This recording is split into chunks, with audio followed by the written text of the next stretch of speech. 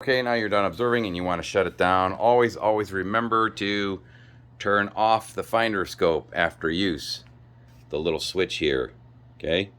I think it's off, right? When it's back, it's off, and I think there's an on-off switch on there, but this is forward. Moving it forward is on, and then pulling it back is off. And, again, in most cases, if you knock this out of whack, it'll probably be when you're turning the switch on and off. So be careful when you turn the switch on and off so that you don't nudge this thing. All right, so you turn off the finder scope. That LED battery wears out pretty quickly. All right, take your eyepiece out. You can go ahead and store this with the other eyepieces. There's a little cover here that goes back in here. You can secure that with just a loose twist on that adjustment, that lock screw. And then put your dust cover back on. And you can go ahead now and loosen this lock knob again. And again, that lock knob really just allows you to swing the telescope up and down, in big amounts.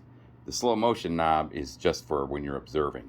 So I usually just put this kind of vertical like that, because then it stores easier. Okay, then you can lock up this knob here. All right, now you can transport it easily. It's not going to wiggle around on you. And then the last thing to do now, these legs only collapse so far, and it's basically as far as you can slide it once you loosen these wing nuts. The one difference that I did on this now that now that I'm giving it back to you is I did put the wing nuts on top. Before they were on the bottom, and so you may not have even known they were there. So yeah, just snug these up, and that makes it'll basically put your scope in the most compact setup that it can go. The legs can only fold in so far based on how far they'll slide on those little brackets.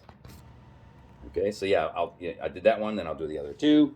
And what I'm going to give you also, it's recommended, I would recommend it, is that you just go ahead and, go back here. I just use a little plastic bag and put this on top up there, just to keep the dust out of the finder scope. Okay, and that's it. Now you can store it that way, and pretty easy to use.